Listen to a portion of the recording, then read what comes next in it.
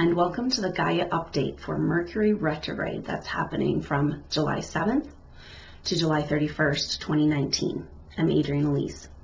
This Mercury Retrograde is very potent because it happens during an eclipse season. So we started feeling this energy back at the solstice, the June solstice that happened on June 21st. The day before that solstice, Mercury moved into its shadow period, meaning that it got to the degree that it will retrograde back to 23 degrees Cancer. Now, it's really important when we look at this Mercury retrograde, what degrees of these signs that Mercury is going over, because it goes over once, goes back over, and then a third time. So it's like really working this part of the zodiac. So it's the last 7 degrees of Cancer and the first 4 degrees of Leo.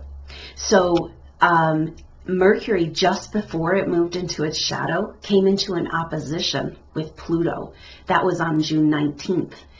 So this means that when Mercury makes it all the way back, when it changes to direct, which happens on the 31st of July, it will also make an opposition with Pluto. Now, this is really intense because we are in this eclipse season. The nodes are in Cancer, the North Node in Cancer, South Node in Capricorn. And so eclipses happen when the sun and the moon line up with the nodes. And so Mercury is just right in the game here and activating and bringing forward all of the issues of this 2020 astrology, and particularly the issues around the North Node in Cancer, because it is going back over these last degrees of Cancer. So Mercury opposite Pluto is asking us to break down the beliefs that are holding us back, because Mercury is our conceptual reality, how we are seeing things in the world. Our belief systems also our communication, our regular daily, the way our mind is working. And so typically Mercury will come and make a pass just one, it would oppose Pluto just one time. But since with retrograde, it goes into that shadow and it's going to go right back to that opposition with Pluto at the end of July.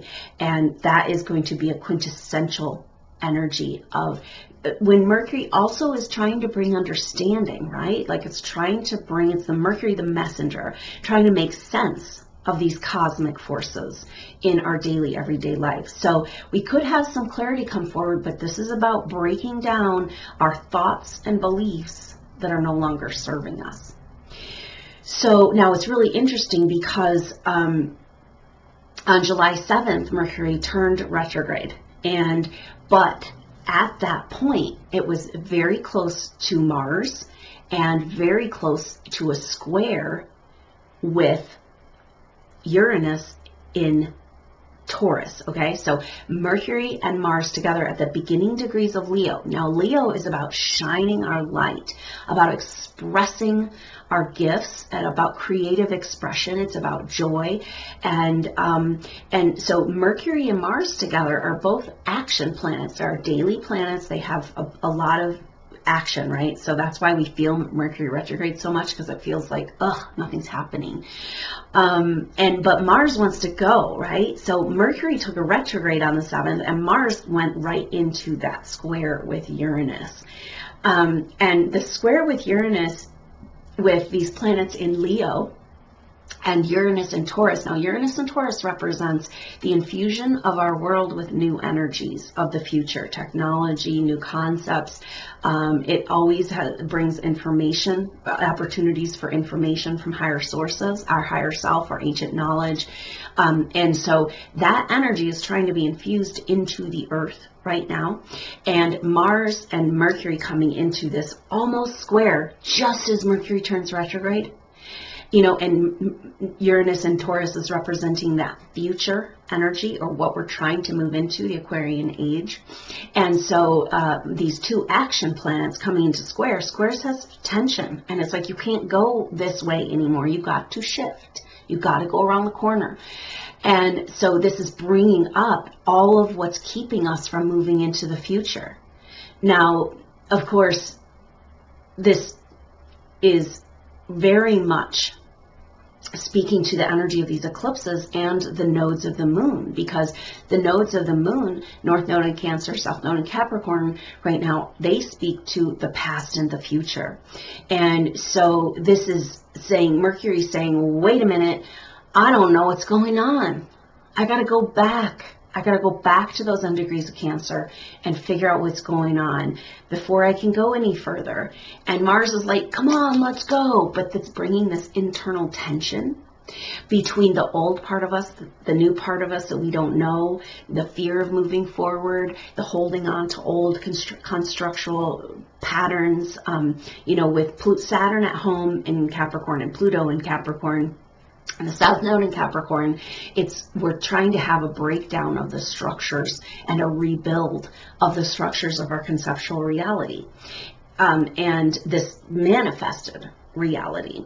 And so we are coming up against the wall of where our world hasn't been able to, and our life hasn't been able to adjust to these new energies. We're so many people are just like, I gotta have the feeling of moving forward. And yet they are having this, every time they get closer to momentum and moving forward and moving into new energies and new path in their life, they feel all of a sudden overcome with maybe subconscious fears, programming from past lives, around moving into new energies, and attachment to past patterns. Like, that's what makes us feel safe, even though they're not really healthy for us. And this is where we are. We're in this sticky mess, right? And we can't go back and we can't go forward. And this is what this Mercury retrograde is about. And it's just highlighting everything that's going on in the cosmos for us. So, Mercury and Mars came into an exact conjunction on the 9th, just after it turned retrograde. So it's like Mars is coming up, it's got so much momentum, doesn't have a retrograde this year. And Mercury's like, so these two main action planets, this is how we're feeling. Like, are we going forward or back? Am I getting anywhere, or am I going back to the dark ages? And but Mercury is heading back now into Cancer. Now, it doesn't move into Cancer until July 19th. And so that's after the eclipses. So it's pretty interesting, because we had that total solar eclipse in the beginning of July, and then there is a partial lunar eclipse on the 16th. And then Mercury moves back into Cancer. And it's kind of like, Cancer is very emotional. It's very sensitive. It's very vulnerable. And it's like, I got to go back into these feelings. And Mercury wants to keep everything light. It wants to talk about it, but more on the surface level, and doesn't necessarily like to go into those deep emotions. And so this is like quite a sojourn, and it feels like it's going to be like going into these depths of this emotion. Maybe some of these deep suppressed emotions that have been holding us back, like what we haven't been facing around our vulnerabilities, and not feeling like our life is what we really want it to be, and feeling like stuff from the past, guilt, regret, and some, that kind of stuff. And it's like, maybe that's what needs to be resolved before we can move into the new energies. But this, we need to the universe is saying, pay attention. What's happening now is so powerful and so intense, and it's preparing us for this year and a half ahead as we move into the 2020 astrology energies. It's getting us on track, and it really is a gift, even though it's maybe not that comfortable, like Mercury in the end degrees of Cancer. So then on the 31st, Mercury turns direct.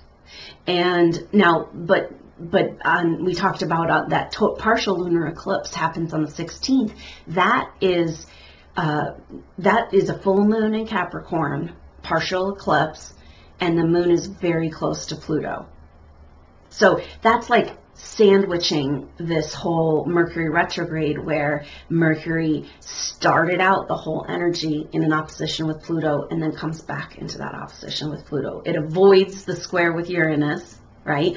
So this energy is going to start to resolve as Mercury comes out of its shadow and comes back into that square with Uranus. But on the 31st is when Mercury turns direct. And that it turns direct at that 23 degrees Cancer. So at that point, Pluto is at 21 degrees Capricorn. And so they're in opposition, but it's a couple degrees apart, but it's still going back into that energy of like, what do we need to break down in our belief system and our conceptual reality, how we see the world? We are being asked to completely overhaul our perspective, you know, and maybe this means, you know, Pluto always wants to, it's like the god of the underworld, and it wants to reveal truth. It just does. It doesn't want to. It just does, because it's about breaking down what's false and breaking down what's not working and breaking down the old so we can get to the new, right?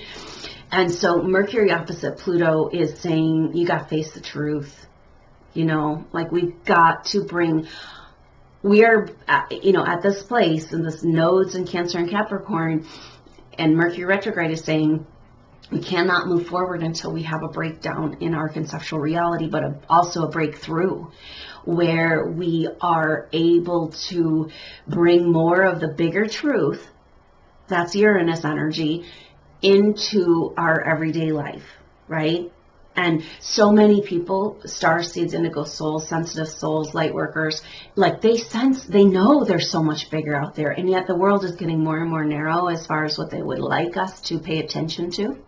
You know, it's getting harder and harder to keep those bigger conceptual realities because of the grid of the lower matrix grid, right? And so it's been this crazy journey of like trying to keep a hold of this bigger picture of what's really going on, you know? And this astrology and this Mercury retrograde is saying that we cannot make sense of this. We cannot really move forward in our evolution until we can join some conceptual reality in our everyday life that has more truth to the bigger picture of who we are. And, so this Mercury retrograde is trying to reveal, but through breakdown, you know, and that's that ego death energy. It's this energy of being like, you know, what is kind of required in this process seems to be an intense like vulnerability, this ego death, and recognizing the strength in that, in being like, I could have been wrong about that. I think I might have been wrong, you know, and that's just so hard for humans to do. And yet that's the only thing that's going to get us into the future, because when you know a little bit of truth, that gives you some sort of sense of security in this world, right? Oh, this is how it is. This is the way it is. And I'm going to just like stay in that bubble, right? But then there's always, when you go seeking for truth, there's bigger, wider truths. And those bigger, wider truths negate that earlier truth. And so if we're going to expand our consciousness and we're going to move into this new age, and we have to drop these old stories, and we have to be like, ooh, I was wrong about that. And, you know, we're just not very good at that. Our egos want to cling on for dear life to these false concepts. But Mercury opposite Pluto is saying, you can't. You know, and so when we let go of those concepts, it feels like free fall. It feels like we don't know anything that's true. We can't trust anything. And this is, it's a necessary part of our spiritual awakening process, is to come into more cosmic truth. And it's going to blow our minds. This is Mercury opposite Pluto. It's like, are you ready for your mind to be blown?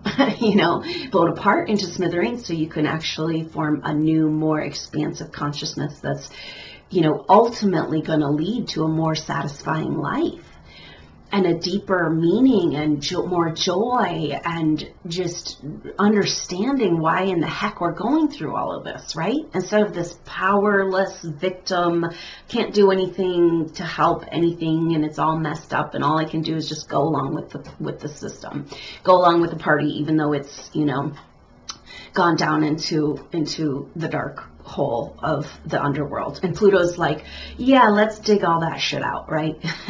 Bring it all to the surface. So who knows? I think there could be quite a disclosure energy in our own lives that kind of like, whoa, I have a new perspective on this, especially as Mercury turns direct with that opposition with Pluto.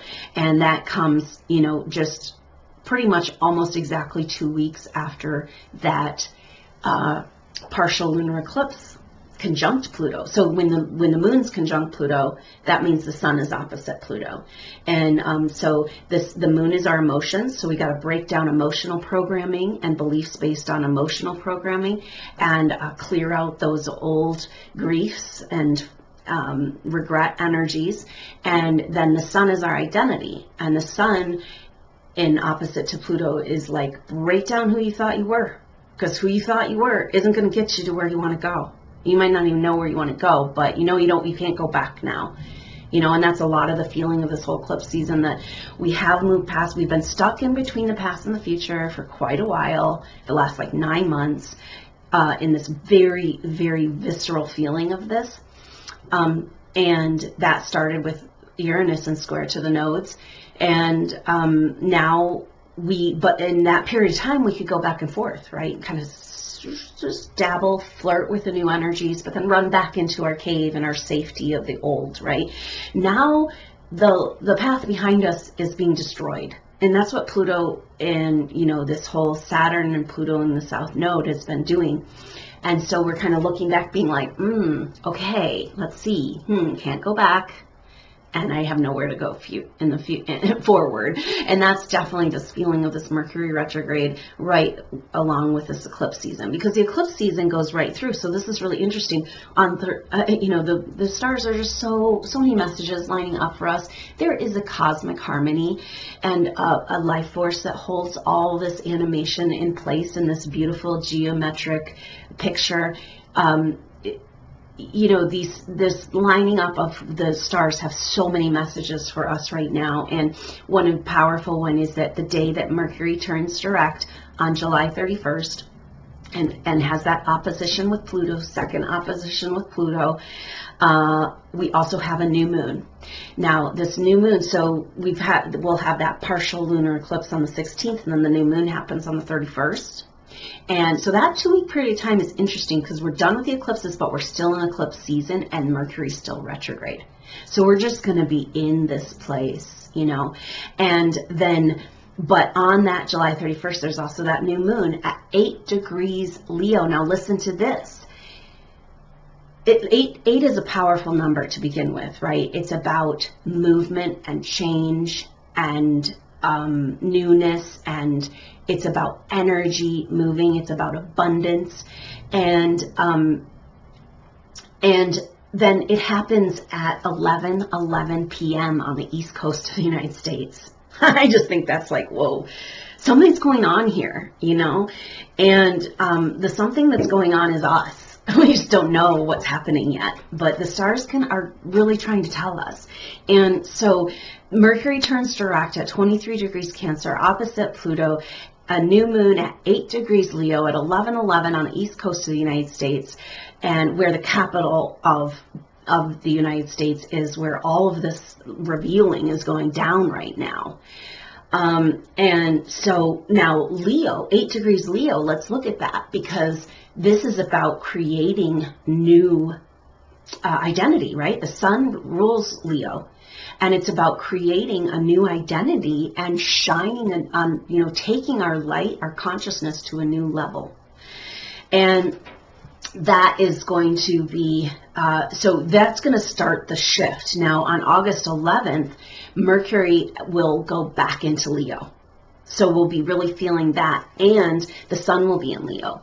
And so there's going to be a lot of this Leo energy, and kind of this, I think it'll feel like a release in a way, like we're going through all of this past and uncovering the darkness and the shadow, and then the Leo is about why are we doing all this? So we can take it to a new level, shine our light. And our Leo has an energy of like your potential, you know, that hasn't been expressed. And maybe this is for many lifetimes, to the point where you don't even know who you are, right? That's the energy of Chiron in Aries right now, which is a big player too. And so when on the 11th, Mercury moves back into Leo. And that's when we're going to start to make sense of this whole business of what started back at the solstice. And on the same day, okay, this is how the universe is speaking to us. On the same day, Jupiter turns direct at 14 degrees Sagittarius. And that is going to be powerful energy. Right around then, the sun will be in trine with Jupiter. You know, the sun and Mercury and Leo will trine Jupiter eventually. And so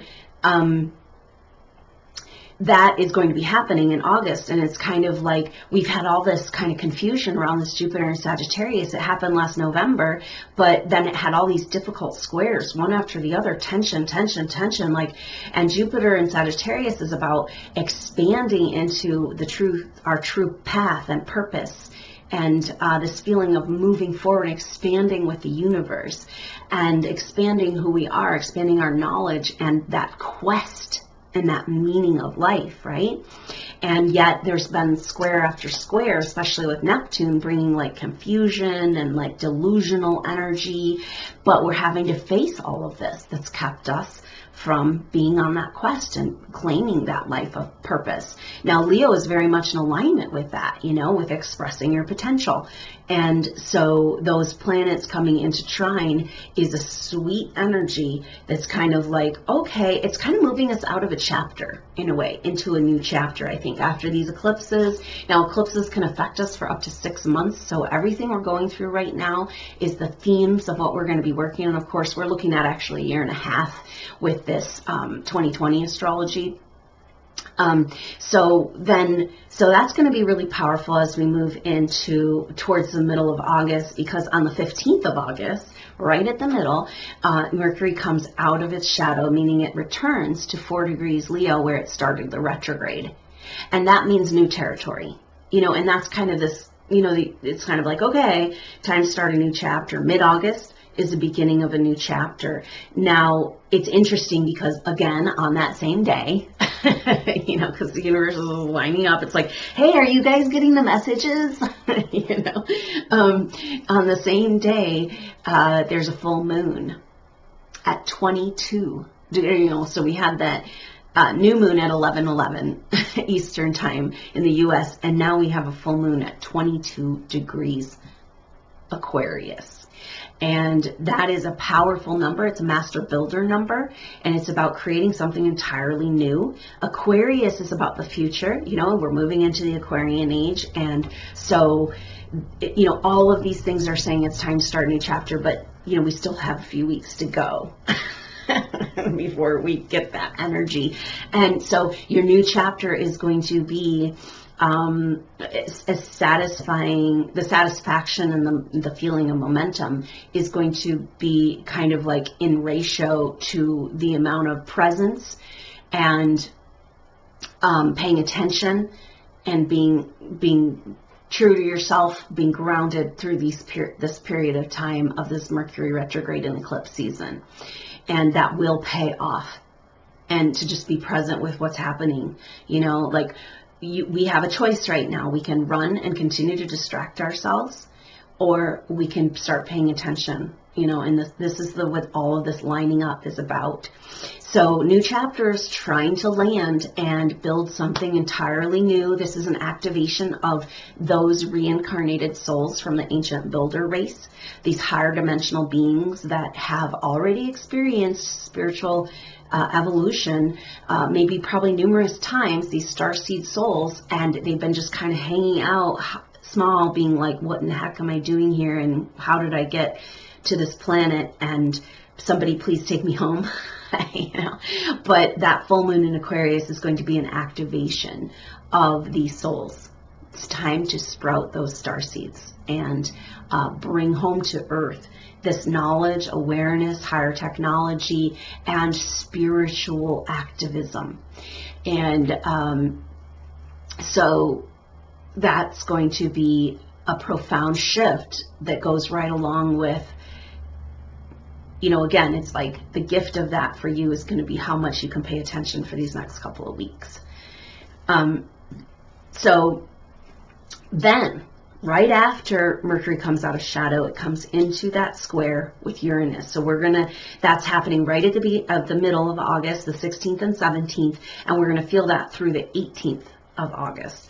And that is this Mercury in square to Uranus. Now, Mercury and Uranus, when they interact, it's about information, because Uranus is higher information and out there information, just ancient secrets, but also future technology, our connection to our higher self, intuition. It's trying to come in. Mercury's our conceptual reality, right? And so it's representing these shifts that need to happen in our concept of reality, our day-to-day consciousness, in order to move into the Aquarian age. So really powerful, that happening right as that full moon is happening. And then we'll feel that through the next couple of days as well. At that same time, we'll be having Neptune in trine to the North Node. So this is like the little cherry on top. It's a completion of this whole, last year of astrology. But, ongoing. And so Neptune is, at home in Pisces, and it speaks to dreams, visions, our collective consciousness, our connection to the one, to the wholeness, but also delusions, like what's true. This you can see in people who have very strong stuff around Neptune in their chart. They're super intuitive, but they can't use it because they doubt it all the time. They argue with themselves. It's kind of like, wait, what's real? No, that's not true. It's like their intuition's so strong that it can't be trusted, which is totally, doesn't make sense, but you know what I mean, probably. Now, Neptune, our dreamer planet, but also our delusion planet, in trine to the North Node, saying we can dream a new dream. We got to dream a new dream.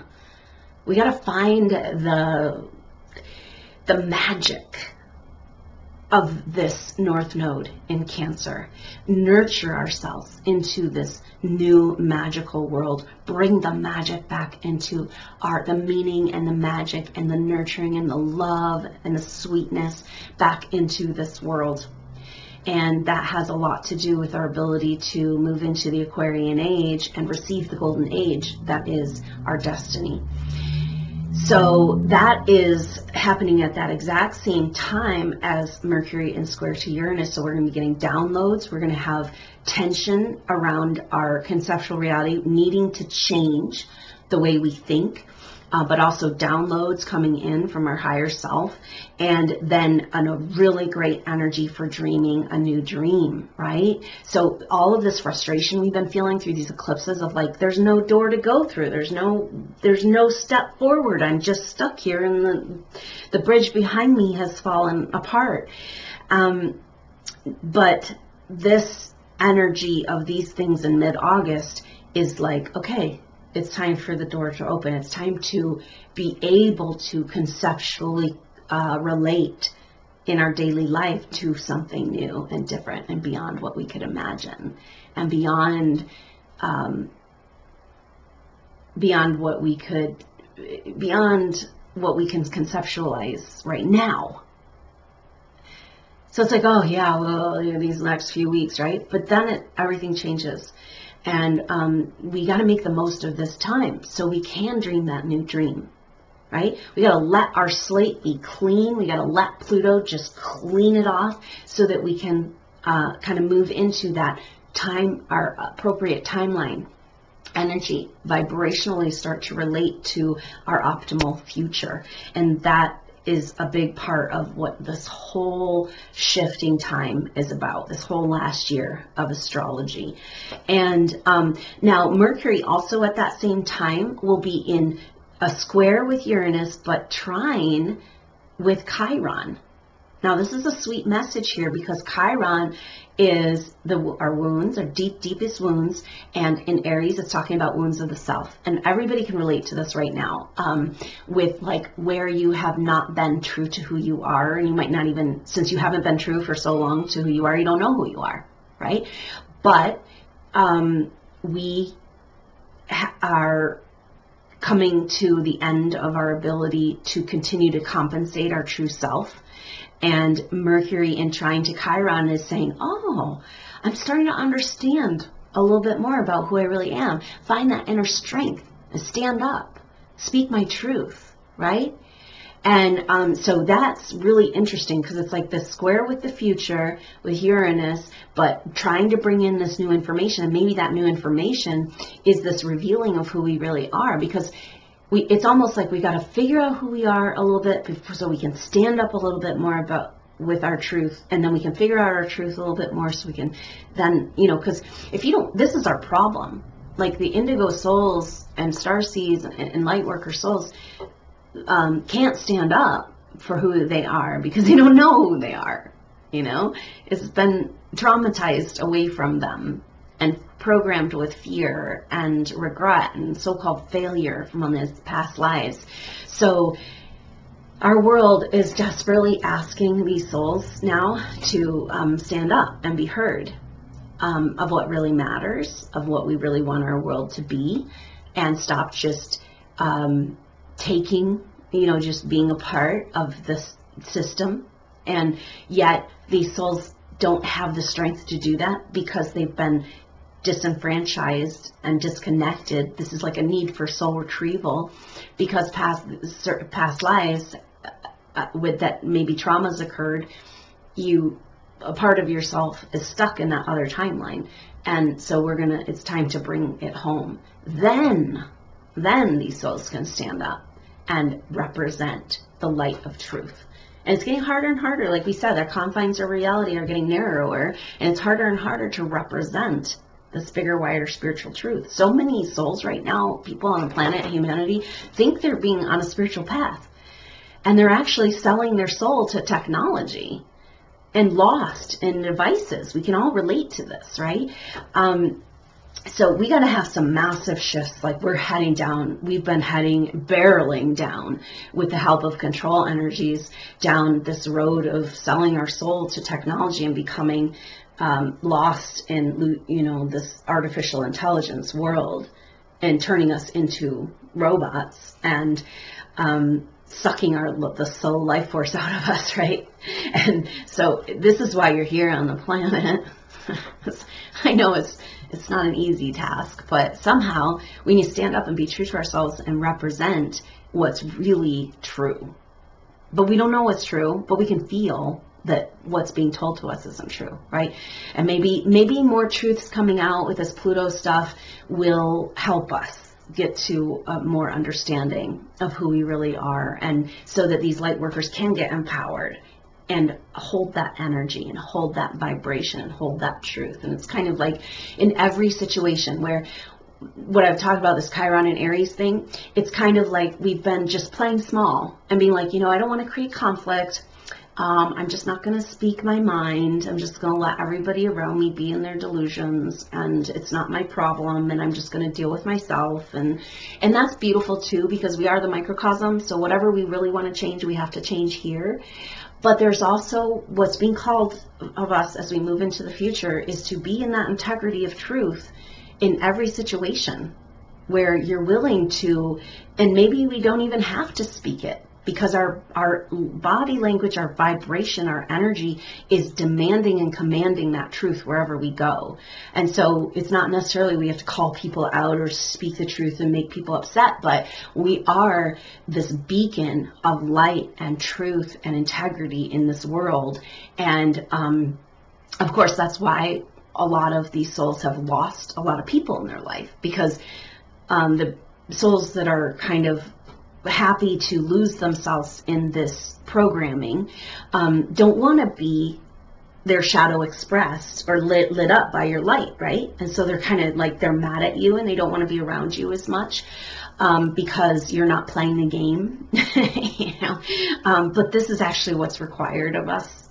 This is what we came here to do, is not play the game and play the true game, the true light of the heart and the soul, and just represent that, going into, putting this pin into the earth and saying, this is what's true.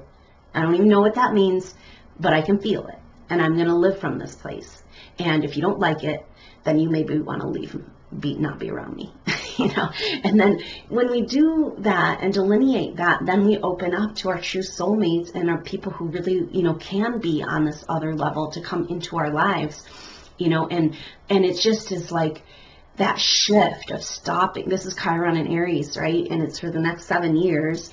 And so this is what this is about, and standing up and being like, I'm not going to play the role that you want me to play in your delusional world to make you happy anymore. Even if it does create conflict, I'm not interested, and I'm not on my watch, you know. So this is we have a big thing ahead of us, right?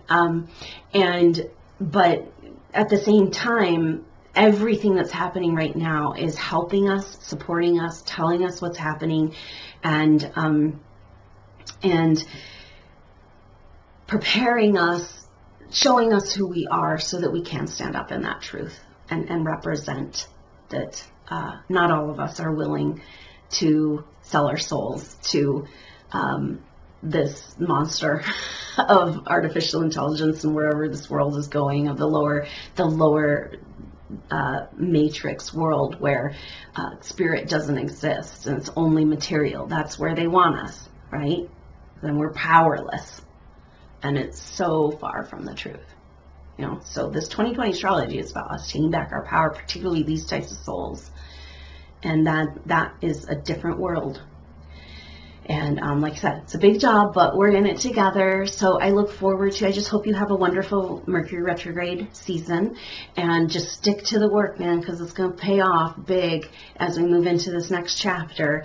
And we'll be together through it. I'll be here back with updates as we move through. So I look forward to seeing you next time. Until then, I'm Adrienne Elise.